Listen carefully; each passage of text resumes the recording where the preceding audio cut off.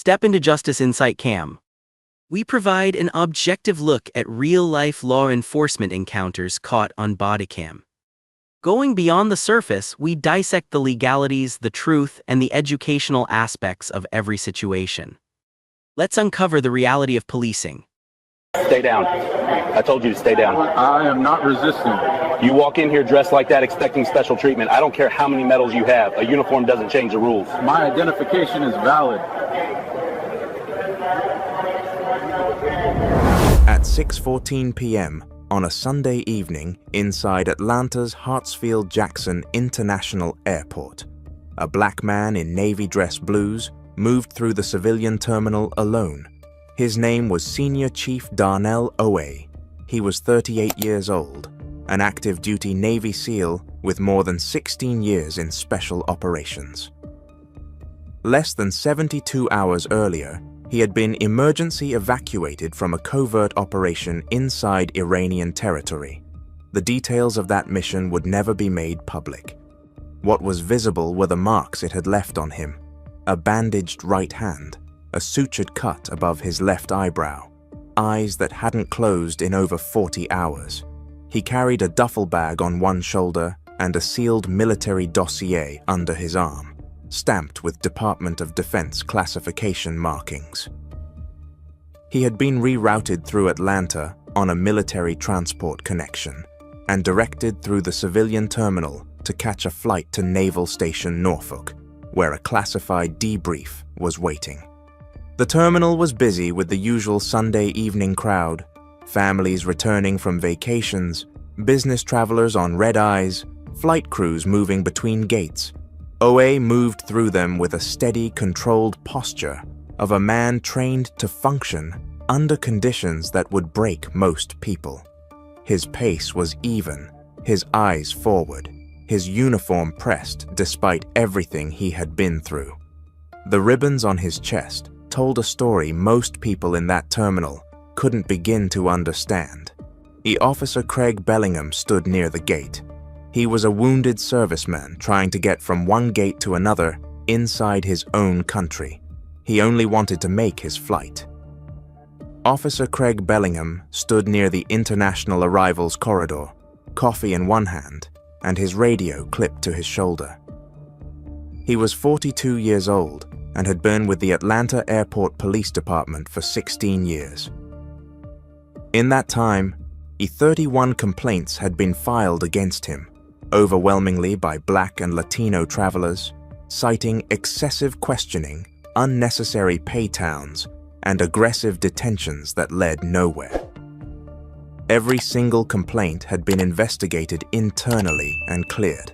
Some were dismissed as misunderstandings. Others were filed away with vague notes about high-pressure situations. None of them ever stuck.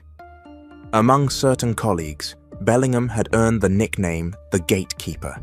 He wore it with pride, either never fully grasping the contempt behind it. His partner that evening was Officer Nolan Fitch, 29, 5 years on the job. Fitch was quieter, more cautious, and had learned early on that questioning Bellingham's instincts was not something you did twice. He stayed a step behind, watching the crowd, following Bellingham's lead without hesitation. Bellingham's eyes moved across the terminal the way they always did, scanning, sorting, deciding who belonged and who didn't. And then they locked on one traveler in particular, a black man in navy-dressed blues, walking through the concourse with a duffel bag and a sealed envelope under his arm, bandaged hand, cut above his eyebrow, tired eyes. Most people in that terminal would have seen a wounded serviceman coming home. Bellingham didn't. He saw a black man in a uniform that didn't sit right with him. He saw someone who didn't match his idea of what a senior chief was supposed to look like. He saw a target and he was already moving. Bellingham stepped directly into Owe's path. The gap between them was less than 2 feet. "Hey, hold up! Where are you coming from?" Owe stopped. His posture stayed straight, his tone respectful. "Military travel, sir. I'm connecting through to Norfolk." Bellingham's eyes ran slowly over the dress blues, the ribbons, the bandaged hand, the sealed envelope under Owe's arm. He didn't step back. "You look like trouble. Where'd you get that injury?" Owe kept his voice level. "I'm returning from an overseas assignment. I have my military ID and travel orders if you'd like to verify." Bellingham held out his hand. "Let me see." Osai reached slowly into his jacket and produced his military ID and folded travel documents. Bellingham examined them the way a man examines something he's already decided is fake. He turned the ID over, looked at the photo, looked back at Osai, then shook his head. "These could be fake. Guys buy these online all the time." "Ah, they're not fake, sir. You can verify them through I'll decide what I verify." Bellingham handed the ID to Fitch without looking at him. Osai's jaw tightened slightly. "I'd like to speak with a supervisor." Bellingham's expression shifted. "You don't get to make demands. Put the bags down, both of them." Osai lowered the duffel to the floor, but he kept the sealed dossier under his arm. "Sir, this document is classified military material. I'm not authorized to surrender it to civilian law enforcement." Bellingham stepped closer. His voice dropped, but carried enough to reach the travelers who were beginning to slow down and watch. "I don't care what you call it. You put it down or I'll put you down." Fitch shifted his weight behind them. His eyes moved to the growing number of phones being raised across the concourse. He said nothing. Owe placed nothing else on the ground. He held the dossier steady under his arm, his voice calm and clear. "This document is classified, and I am not authorized to release it." That was the last full sentence he got out before Bellingham grabbed his arm. The grip was hard and immediate, fingers locking around the same wrist that was already wrapped in gauze. Owe didn't pull away. He didn't shift his weight. He said, "I am not resisting. This document is classified." Bellingham twisted the arm upward. The gauze tore slightly, and Owe's jaw clenched, but he stayed still. And then Bellingham drove his open hand into Owe's upper back and shoved him forward. Owe's knees hit the tile first, then his shoulder, then the side of his face. The sealed dossier skid across the terminal floor, spinning to a stop near a row of seats. The sound of the impact echoed through the concourse. A woman gasped. A child near the window started crying.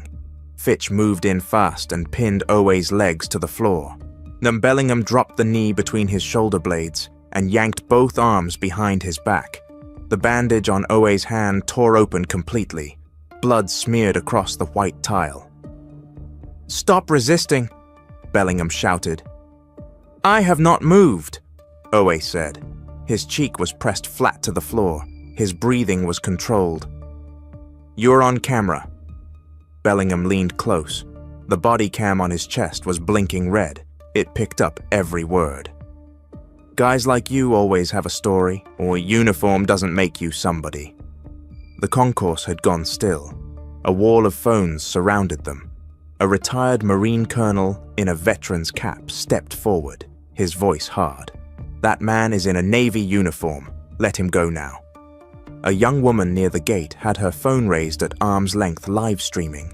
The viewer count was already in the thousands. A white man in a business suit announced loudly, "I'm an attorney and what I'm watching is unlawful." Fitch leaned toward Bellingham, voice low. "Hey Craig, maybe we should check with a supervisor." Bellingham didn't look at him. He tightened the cuffs and stood up.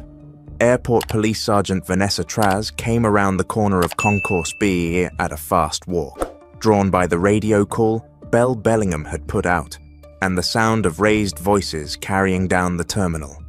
She was 44 years old, 18 years on the job, and had supervised enough shifts to know the difference between a real incident and an officer making one. What she saw stopped her mid-stride.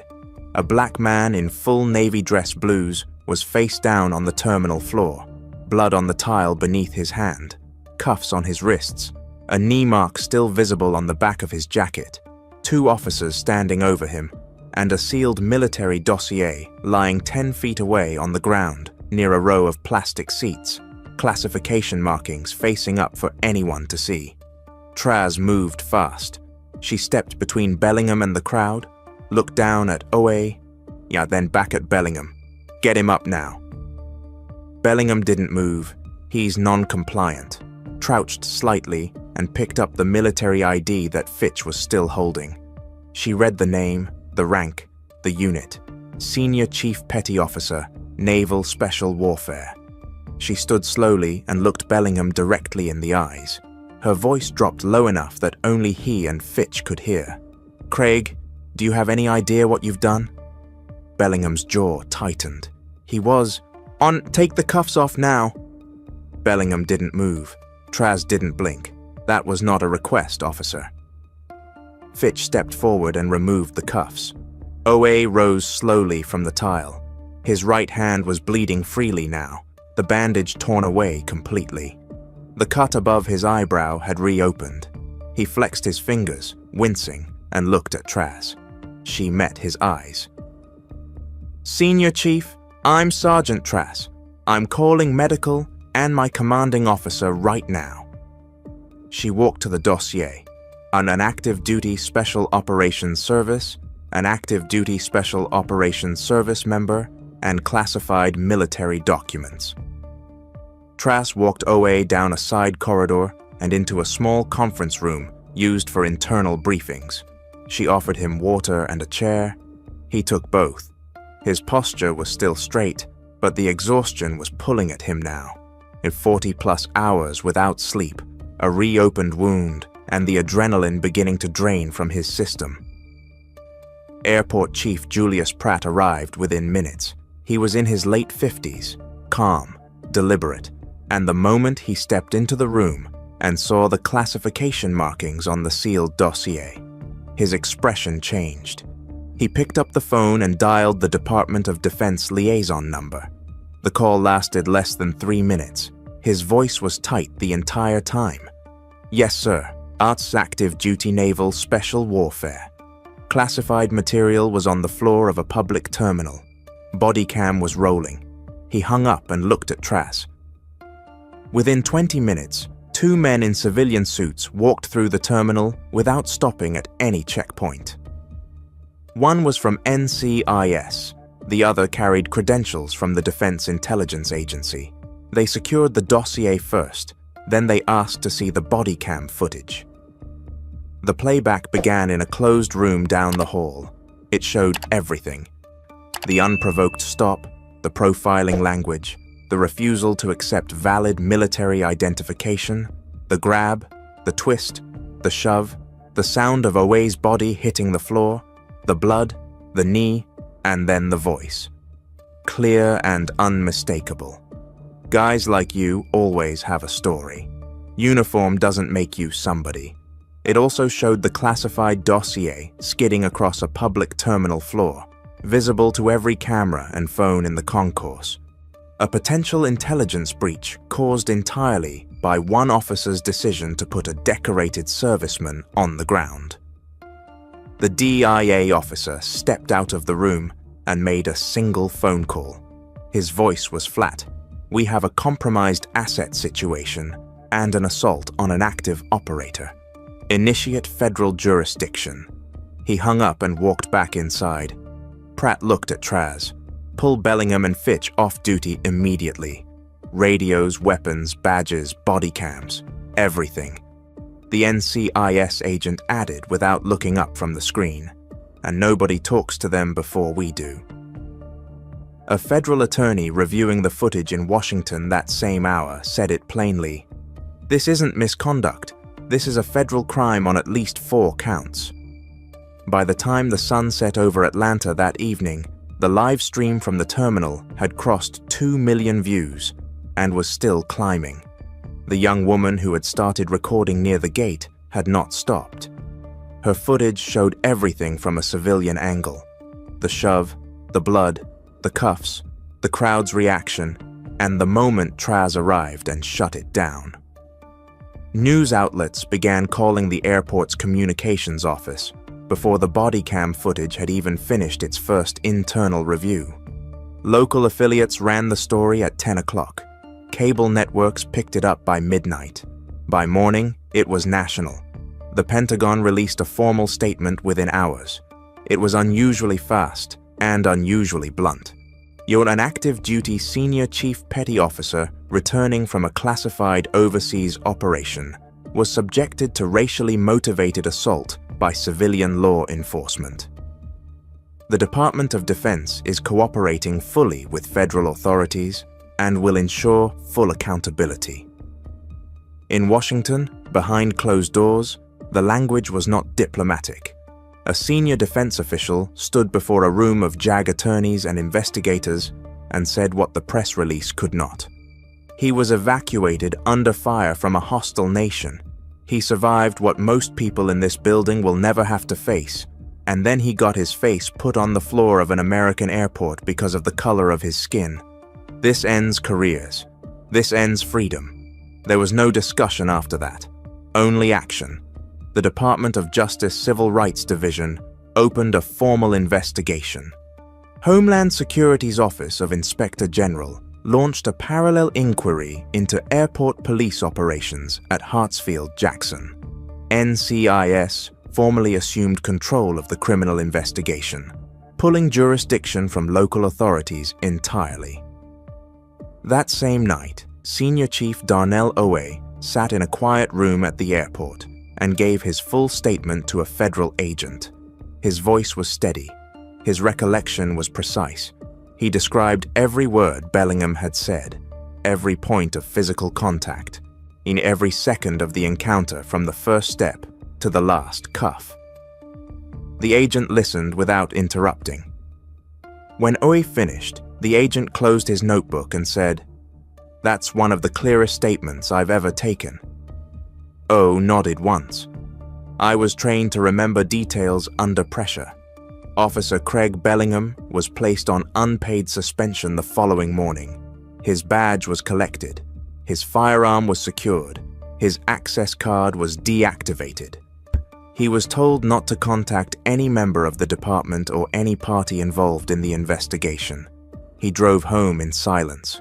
Within 48 hours, his 31 prior complaints were pulled from internal files and placed under federal review.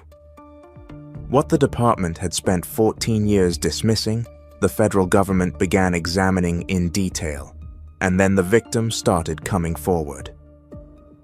A black airline pilot named Captain Solomon Abara was the first to speak publicly. He described being stopped by Bellingham 2 years earlier while walking through the terminal in full uniform with his crew.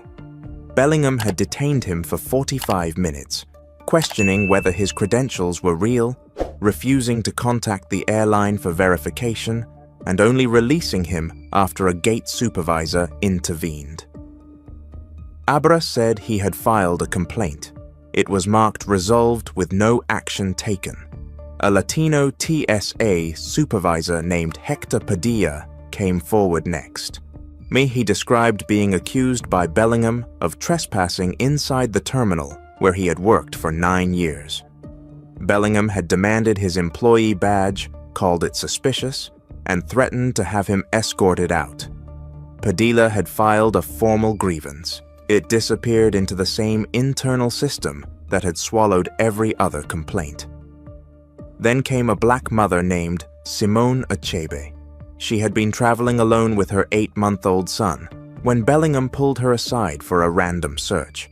The search lasted over 30 minutes. She missed her flight. Her infant screamed the entire time. She said Bellingham told her that if she had nothing to hide, she wouldn't be so upset. She filed a complaint through the airport's public liaison office. She never received a response. 14 victims in total came forward within the first 2 weeks. Each story followed the same pattern. A person of color stopped without cause. A fabricated justification. An aggressive encounter. A complaint filed and buried. Internal emails surfaced during the federal review that confirmed what every victim already knew. Supervisors were aware. One email from a lieutenant sent 3 years earlier read plainly, "Bellingham's numbers are high, but he keeps the terminal clean. Let it go." That email would become the centerpiece of the federal investigation, not because of what it said about Bellingham, but because of what it proved about the department. They knew. They always knew. And they chose to look the other way. Craig Bellingham sat in his living room under the terms of his suspension. The television was on. His name was at the bottom of the screen. It had been there every day for weeks. His wife had stopped answering the phone. His former colleagues had distanced themselves completely. The union that had backed him through 31 complaints over 14 years had gone silent.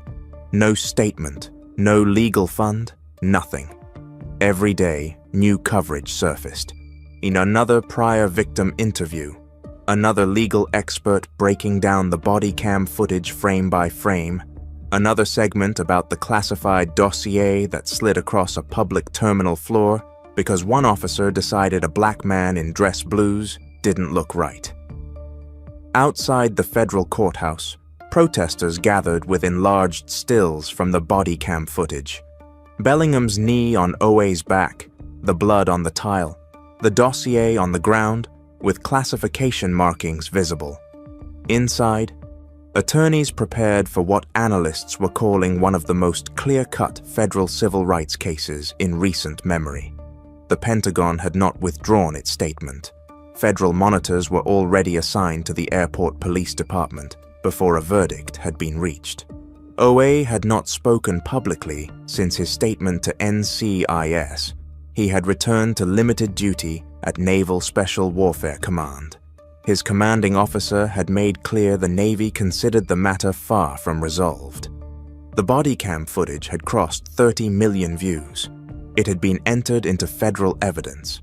It would be played in a courtroom. Every frame, every word, every second of a decorated Navy SEAL's face pressed to the floor of an American airport while bleeding from wounds he received serving his country. And somewhere between a federal investigation and charges that could reach 20 years, a man who survived extraction from hostile territory in Iran sat in uniform. If this story moved you, don't just watch. If this story moved you, don't just watch in silence. This case was disturbing, but the one on the right ends in a way no one expects. Thank you for joining us. If you appreciate this level of detail, do not forget to like, share, and subscribe to Justice Insight Cam. Stay knowledgeable, keep yourself safe, and tune in for our next update.